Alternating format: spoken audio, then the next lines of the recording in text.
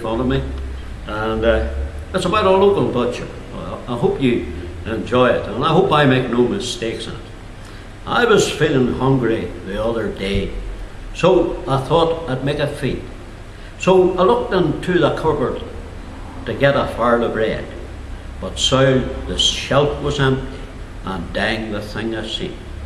So off I set to buy some steak from the butcher George McKee. Now George, as you will understand, is a decent sort of man. He'll sell you any kind of meat, be it beef or pork or lamb. So I ordered up a pound of steak, and I saw the glint in his eye. He wrapped it up in a plastic bag at a price that would make you cry. Then home I went and slung the pan and tried to fry that steak. I fried and better fried, but this time I was bait. It was in the pan for an hour long, and I thought I had it cooked, but out it came as black as coal and as tough as the sole of your boot. Says I, it's a kind of dear to lose, so I put it on to boil. And boys the water it soaked up would have filled the river foil. I boiled it for the most of the day, and I thought I'd done the trick. But when I held it out on the table, it was as hard as a concrete brick. So I stuck it in the oven to see if it would roast. But it came out 4 hours later like a bit of an iron post.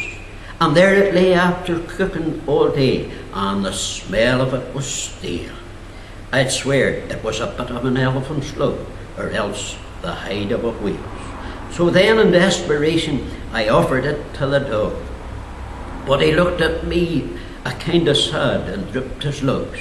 Then the hair stood on the back of his neck, and he leapt out through the door. As sure as you're sitting there, I ain't seen that dog no more. Saying in the name of Providence, what am I going to do?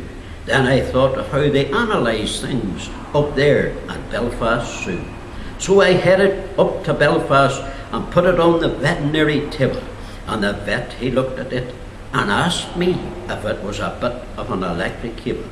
Then he looked at it more closely and says we must get this thing away to the scientists in London to see what they had to say. Those men of renown, they all gathered round. They stood and they hummed and hawed, and like it, they'd never seen it before, and really they were overawed. But after 6 months testing, the word it came around that an indestructible material had at last been found. Now George is rubbing his hands in glee. There's a fortune to be made. He's given up the butchering and going into the footwear trade. He's going to sole the shoes of Tubemogul Football Club with a bit of this wondrous steak, and he swears by all above that they'll never again be bit. It's in the Guinness Book of Records as the strongest thing they've seen, that wee bit of rawhide steak they bought from George McKee. I hope you enjoy that little poem.